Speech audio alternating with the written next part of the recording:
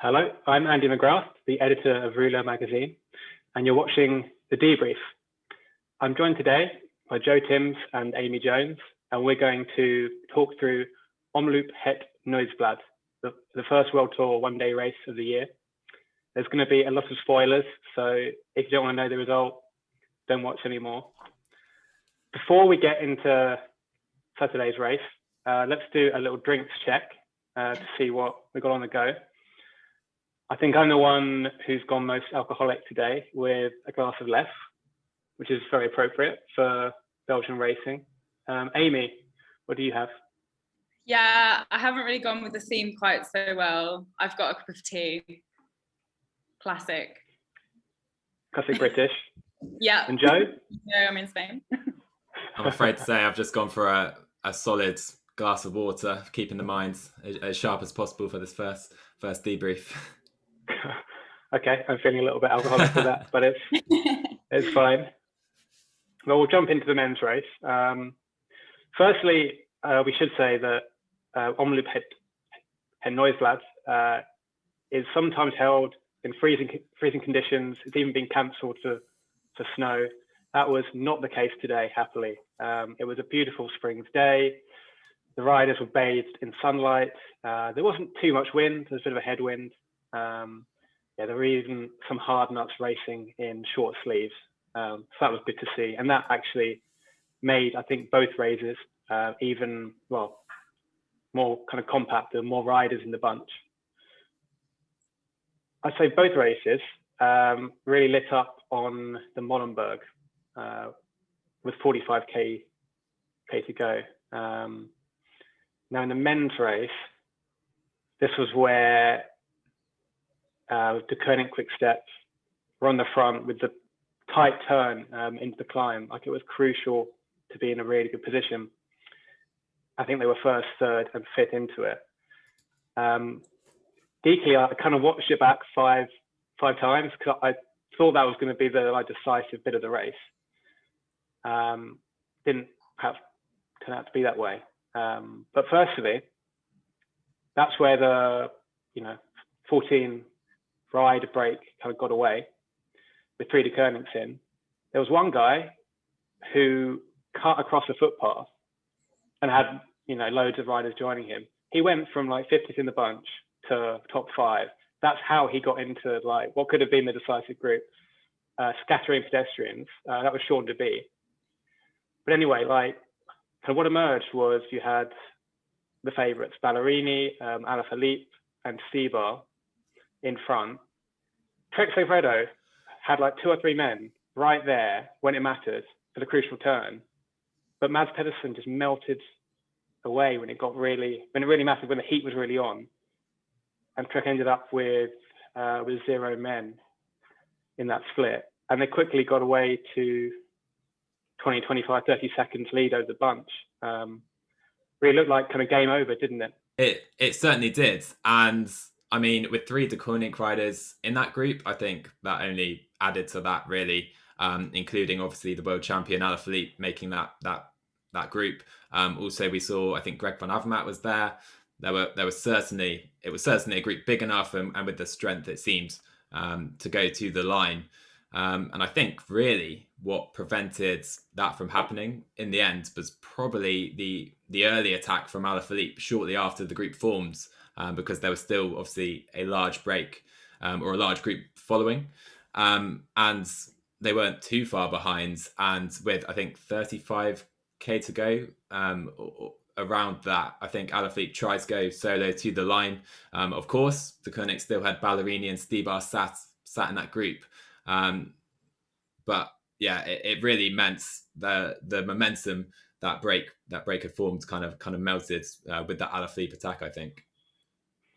Yeah, so up to this point, like, it was textbook Omloop Het Nieuwsblad, really. Like, we expect to see Deceuninck-Quick taking the horns, taking the race by the horns. Ballerini was a pre-race favourite. It looked like it was set up perfectly for him. If there's one person you don't want to give any face to, it's Alaphilippe, the world champion. Like, he's probably the one person in that group you actually thought could have gone solo to the finish. And it looked like for a long time that he was going to do it. there are a few subtle things shifted the balance of the race. First, you had the bunch organising, who were about 40 seconds down, then they were 30, then they were 20, with, I think, Team DSM and a bit of Trek and Lotto were doing a lot of the chasing because they had missed out. Then, as a touch of wheels, and their 3-man numerical advantage was cut to 2 because, unfortunately, with pure misfortune, Stibar was dumped out of the race and looked a bit injured. He was hobbling around. He didn't get back into the peloton either. And it's also worth mentioning that 2 riders joined that breakaway just before the Debrief, and Tom Pidcock was the orchestrator of that. This neo-pro for Ineos Grenadiers, who is tipped to be one of the biggest talents in the sport, showed it on his World Tour debut. He took Kevin Genietz of Groupama FDJ with him. I don't think Genietz did a turn, and Pidcock closed a 15, 20-second gap to, a dozen of the best hitters in the sport, basically, it was really impressive. The only thing you could say was that it showed his inexperience that he hadn't been there in the first place to join them on the Molenberg. But for every race in the future, that's his card marked a little bit more because he's shown how incredibly strong he is there. That bodes really well for Ineos, doesn't it, Joe? Oh, it certainly does. That's kind of 30-second span where he did close that gap with Genietz on his wheel was unbelievable. And it's not like the guys at the front were going slowly. I mean, Alaphilippe was on the front there driving on. So for Pidcock to close that gap was massively impressive, for sure. And like you say, it's almost going to hamper him now moving forward because he's got a target on his back, I guess. To be perfectly honest, I think for the neutral, that gave a bit of excitement. It kind of gave the impression that this isn't going to be a complete cakewalk for Deceuninck, because he also accelerated on the Debrief after Alaphilippe went for it. But again, he'd been at the back when the world champion accelerated, which is a little bit of inexperience, but that's totally excusable. He's only like 21 or 22 or something like that. But anyway, so you had the world champion up the road, showing off the rainbow bands. It's so nice to see. We saw in both races, the world champions riding like true world champions. It's only February, Time was there'd be a supposed cursed rainbow jersey, or they wouldn't show themselves till the summer. But that's very different with Van der Breggen and Alaphilippe. But then things tightened up. So firstly, Alaphilippe set up right at the foot of the Mur, and the brake caught him. And then the bunch caught the brake, and we had 50 riders going into the Mur. So the Mur and the Bosberg is the famous former finale of the Tour of Flanders, and it's also the one for this race. And I've never seen so many riders tackle it at the same time. Crazy, wasn't it, Joe? It really was. I mean, the catching of both groups almost happens simultaneously. And like you say, to see 50 plus riders together on that climb was kind of unbelievable in a way. And also we did see Gianni Moscon, I believe, push off the front on the Cap au Mur. But I mean, to be fair, he didn't get a big gap at all, and everyone seemed to be fairly equal strength on that cobble climb as well. So it really was a strange edition of Omloop, I think, really because of that reason and because of what we saw on those final 2 climbs today. Yeah, that's the thing. Like, we're used to seeing 2 things really on the Mur. We're used to seeing the strongest person cleave away from the rest, and we're used to seeing crazy Belgian fans, some of whom have been drinking for hours. Like, I'm kind of going off a tangent, but I met the owner of the bar halfway up the Mur, and they run out of beer kind of every year. But I think he said they make 3 months worth of money in one day on Tour of Flanders Day normally. But anyway, the point is there were no fans. So that was a little bit sad, but that's also kind of it's unavoidable. That's a pandemic for you, isn't it? And they probably wouldn't have loved what they were seeing anyway with an Italian rider leading over the top. But yeah, Italian rider. What's that? Not just any Italian rider. Exactly. Gianni Moscon, everyone's favourite Italian rider. Oh yeah. Can't think why. But then Gianni was reeled in, and the Bosberg didn't make any difference. Really, you've got to hit it hard from really quite in the bottom, as Van der Breggen did in the women's race, which we'll get onto very soon. And no one did. And it was, you had this kind of stalemate for the last 12K, which was a little disappointing. You know, no one attacked. Everyone watched Deceuninck. It was back on them to set it up for Ballerini. You had riders like Christoph in there. Ineos Grenadiers had 5 riders, I think, in that group, which is, we're used to them, frankly, being quite poor when it comes to monuments and Commonwealth Classics in recent years. But it was all looking so good. But then a crash took out, I think, Ethan Hayter, who would have been their hope. That was the thing, like in those Belgian races, you could kind of see it before it happened, because the bunch wasn't big enough for there to be great speed in the run into Ninova. And that's always when it gets nervy and people start bumping, and yeah, that's never nice to see, you know, especially at the start of the classic season when, you know, some spring seasons can be ruined like in moments like that. I was quite surprised by how few crashes there. I mean, there were obviously like 1 or 2, but I like this, the sort of the way it was being ridden towards the end, and in both races actually, like it, considering it was like one of the first races, particularly for the women, it was like the first race of their season. I was expecting it to be a lot more nervous. I was expecting a lot more crashes. Not that I was hoping for that, just expecting to see it. I don't know.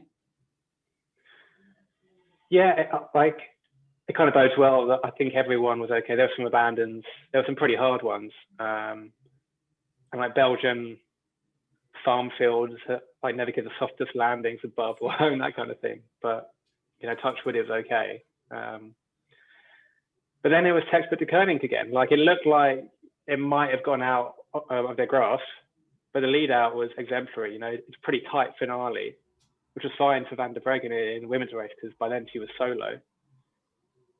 But at 3 or 4 corners in the last K really stretched things out, and they nailed it. They had Seneschal led out by Asgreen, and then Ballerini was leagues ahead. You know, he showed his form. I can't confess to having noticed him much before the last month, basically. What about you, Joe? I mean, he's unbelievable. He's on unbelievable form, at least right now, because he can clearly get over these difficult climbs, these difficult cobble sections, and his sprint is right up there with the top guys in a bunch sprint right now. I mean, we saw him beat Demar earlier this season, and I think the fact that Quick Step themselves didn't attack in that final 10 or 12 kilometers really just shows the faith they have in Ballerini's sprint right now, because they were set on a sprint with Alaphilippe, Asgreen, Seneschal, like you say, all in that group. Those guys could have potentially tried to go solo and win themselves. I know it was a big group, but Ballerini, his kick is phenomenal. I mean, no one came close to beating him today in that final sprint. The other talking point was a 21-year-old from Coventry in the middle of England called Jake Stewart, who rides for Groupama FDJ, got second place in, I haven't checked this, so Pro Cycling Stats nerds can correct me, but it was probably his first WorldTour race, because as recently as last season, he was doing the under-23 Giro. So he'll be delighted with that. It's a fantastic result. For a 200K brutal race, it bodes really well. Ineos Grenadiers may be wondering or even wishing they'd signed him, but who knows if it had been possible, you know, last year or the year before.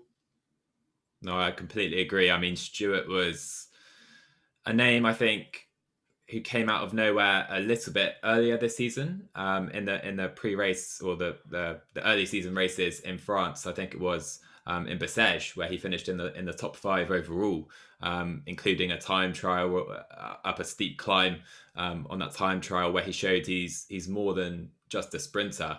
And like you say, 21 years old, he looks like a special talent. Groupama have got their hands on for sure. So let's talk about the winners and losers from the day and what this means, for the rest of the classics, for Strade Bianche next weekend, but also the Cobble Classics later. Amy, who do you think did well today? Which teams will be happy with their ride?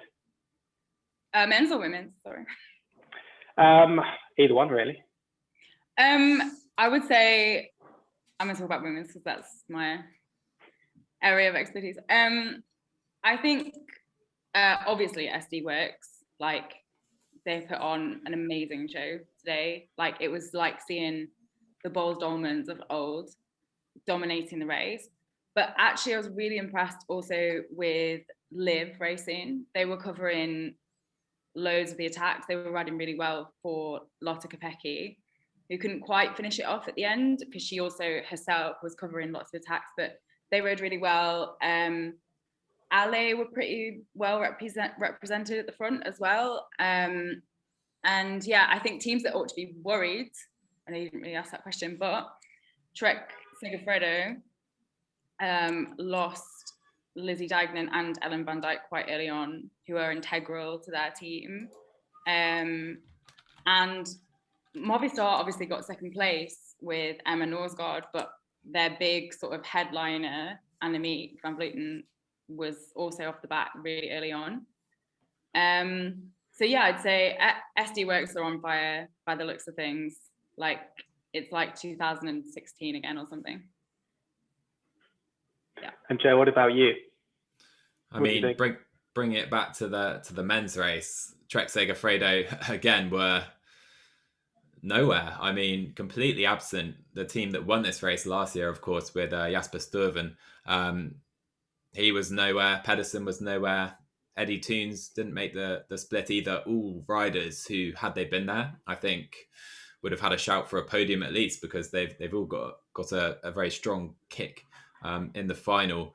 So in both the men's and the women's, I think Trek are the clear losers on the day, and the team under pressure now moving forwards in the classic season, I guess. Yeah, I'd take to that list, I would add Lotto Soudal, who, apart from Gilbert, in fairness.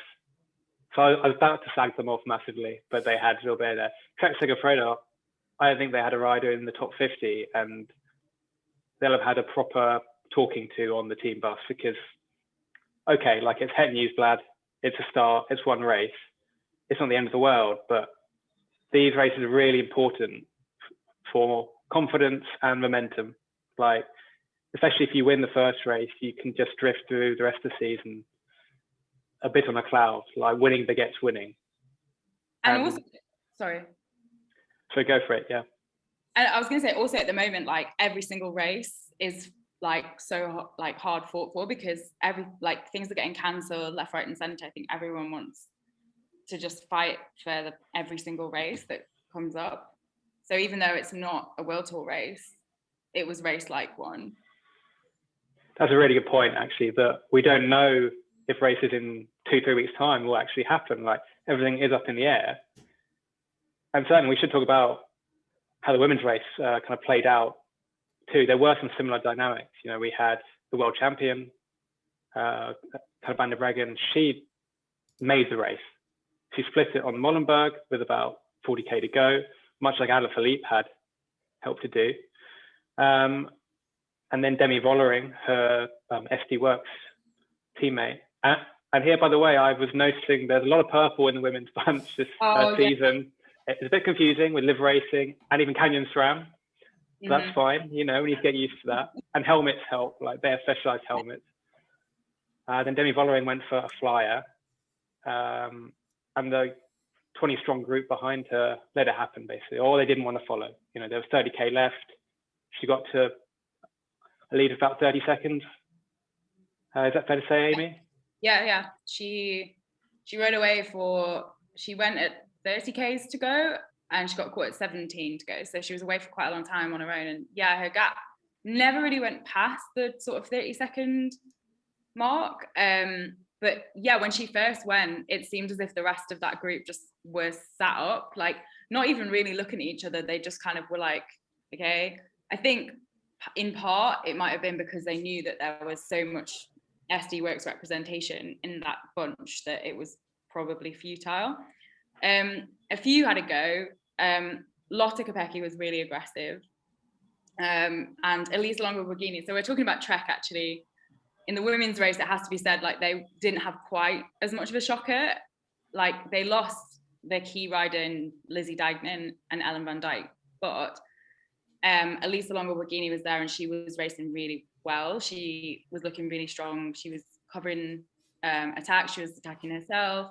Just before Van der Breggen made her move, actually, Elisa Longo-Borghini tried to go and was caught. And it was actually the launch from that, which was when Van der Breggen went. And Audrey Cordon-Rago was there too. So they did actually have 2 riders in that front group. So, but where was I? Yeah, Ballerini. Yeah, the thing with the SD Worx is that they just had strength in numbers there. And they were just using their usual tactics of like sending one rider. And actually, Ballerini, she got caught and then she tried to go again later on. So she was looking really strong today. This is the thing, there's having strength in numbers. And I think some teams had 2 riders, maybe even 3 riders. But I think SD Worx had 4. And when they're all potential race winners, basically. Yeah. You don't know who to follow. Like if I'd been one of the rivals in that front group, it's so demoralizing that if you're chasing Ballerini and you attack, or even Van der Breggen, you know there'll be Christy Majerus or Amy Peters sat on your wheel, right? You can look behind and there's someone in purple marking you. And they played it really perfect. Anyway. Yeah, exactly. So they played it perfect, kind of even more perfect than Deceuninck did in the men's race. And nobody got away on the Muur. That's where kind of Longo-Borghini caught up to Ballerini. When it looked like, I kind of wondered, is she going to stay away the whole race? Yeah. But then Van der Breggen showed how good she is. She waited patiently. Because I saw her following Longo-Borghini up the Muur. I was thinking, does she have it today? She showed on the Busberg. She blew everyone away, basically. It was so impressive, wasn't it? Yeah, she just rode straight up there. She was in the big ring. She was flying. And yeah, like you say, it sort of shows like the mark of how like experienced she is and why she's world champion is that she knew exactly when to go. She waited, like she knew that when her teammate was up the road, like she was just she was waiting for her moment and she knew exactly the right time. And she knew exactly when everyone was going to blow behind her and she just went. Yeah, she didn't have long to make that kind of difference. Like the Busberg's only about 800 meters and it steepens at halfway, but she put about 10 seconds in the space of 1 minute, and that was it. And as soon as anyone can try to jump, and I think Marlon Reusser did and Grace Brown did, you had a teammate on them pretty much immediately, like textbook work, you know. Mm-hmm. What was really impressive was that a lot of the time it was Amy Peters who then ended up sprinting to third off the back of having chased down attacks all day long. So yeah, an amazing show by SD Worx. So I think they struck a good psychological blow today, because they didn't just win, they won in such an impressive manner, much like Deceuninck. Yeah. Same in the men's, yeah. What does that mean for Strade Bianche, do you think? I think it's interesting because, so for the women's race, obviously, you know, no one really knows what happened to Annemiek and Lizzie. Like, were they just on a really bad day? Like, are they feeling, did something happen? Like, no one actually really knows. And actually, in terms of Lizzie Deignan, I was speaking to Ashley Moorman-Passio about this, and she said she thought that what happened was she was told to mark Annemiek and just kind of ended up, marking the wrong wheel or something like that, which is interesting. But so I think with Annemiek, like knowing her sort of style, if she's got the legs, she'll be coming back with a vengeance at Strade Bianche if she can. So I think that will play into the dynamics. But like you say, it's a psychological blow from SD Worx. I think everyone's going to be looking at them, but will they be able to do anything about it? That's the thing. That's a big question. Should we end the debrief with our unsung heroes from both races? So these are riders who were to the fore, maybe briefly, or for much of the race, but who really stood out, but maybe didn't get a top result. Let's start with the women's race. Joe. I'll go for Demi Vollering. I mean, I could have gone for the entire SD Worx team, like you've both said, a tactical just masterclass today. But I think Vollering really allowed Van der Breggen to do what she did and win in the style that she did as well, staying away for a number of kilometers and like Amy mentioned, trying to follow further attacks after her first initial recapture. So I think the job she did, not only before she was caught, but also after she was caught, allowing Van der Breggen and also Amy Peters as well to just sit in the wheels and follow essentially until the Bosberg, where obviously we know what happened and the show that Van der Breggen put on there. But yeah, I'll go for Demi Vollering. I think it was a great team performance by her today. Excellent choice. Amy? I couldn't really decide on just one here, because I think there were a few characters that kind of made the race but didn't quite get the result. And in particular, I would say Lotte Kopecky. Like, she was on the wheel every time. Like, she really tried to either create a split or to chase down attacks, because she would have wanted it to come down to a sprint, because she's got a really good kick on her. And then I think that energy that she spent doing that meant that she didn't really have it at the very end, and she could only make it to fourth. So I think she really deserves that credit. And her entire Liv team, who were in the front group as well, were working really hard for her. And then I'd also say Lisa Longo-Borghini, because she really tried as well to like get away. She looked really, really strong, but in the end, she just couldn't get the result. Yes, I really like these riders who kind of don't bow down to the dominance of SD Worx, or kind of what they predict will happen. Like, they still fight against it, like Longo-Borghini often does. We've seen it a lot. Oh yeah, she goes. She doesn't stop trying ever. As for me, I was thinking maybe Hannah Barnes, because Swift is one of her best results, maybe kind of it, like with those hitters too. Mm-hmm. But ultimately, I'll go for the runner-up, Emma Norsgaard. She's 21. She had a knee injury that I think nearly stopped her career, and she's a name that stands out from that top 10. Like, kind of everyone else is fairly established. She didn't have Van Vleuten in there with her. They expected, the leader of Movistar, and she just joined it. In fact, herself, and she rode so strongly and sprinted excellently after a tough race.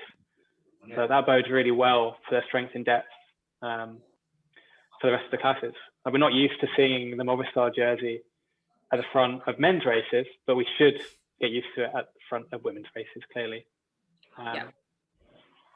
Lastly, what about the men's race? Who are your unsung heroes? I'll have to go, I think, for Kevin Genietz of Groupama FDJ, the Luxembourg champion. We saw him, like you mentioned earlier, Andy, attack away with Tom Pidcock joining that elite group that had Bridge Clear on the Molenberg. And yeah, he did rely a little bit on Pidcock perhaps in that moment. But to just sit on the wheel of Pidcock when he was making that effort is clearly a very strong effort in itself, I think. And he was one of the few riders, I think, after that breakaway were caught ahead of the Capelmur, that's still played a big role in the race, and that was really leading out Jake Stewart. He was, I think Genietz was fifth or sixth wheel coming into the final few hundred meters, putting Stewart not in the perfect position, but the second best position, perhaps just behind Deceuninck. And yeah, we saw Stewart claim that great podium early in his career. So I think Genietz, he covered that early move and then helped the team later on as well. And for me, I would say that it was Kasper Asgreen. Like, I think it's fair to pick someone from Deceuninck, and even that was difficult because they had such a strong race. But he was not only, I think, riding on the front early on with Tim de Klerk a bit, but he was also keeping it together in the final 10K. Most importantly, it was the fact that he led out until 400 meters to go. So he was collecting Seneschal, and that meant that he could give Ballerini like really the perfect ride to the finish. I think Asgreen, did he win last year, or did he win Kerner last year? It was Kerner, I believe, he won last year. Yeah. Yeah, so he's showing his pedigree, and much like FD Worx, like their strength in depth is frightening, frankly.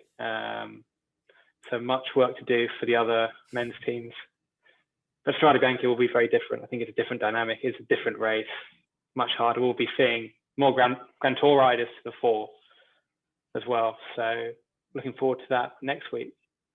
Most definitely. Okay. Also, Wout van Aert will be making his season debut there. So that's a name we haven't learned much about this season just yet. But we obviously know what he can do. But those three Deceuninck riders that did make that split, Stybar, Alaphilippe and Ballerini, I believe are all going to be heading to Strade Bianche. And I mean, they're certainly all in very good form from what we've learned today. Bring it on. Let's hope the sun shines like it did today. Well, thanks very much, guys. And join us next week for the debrief from Strade Bianche.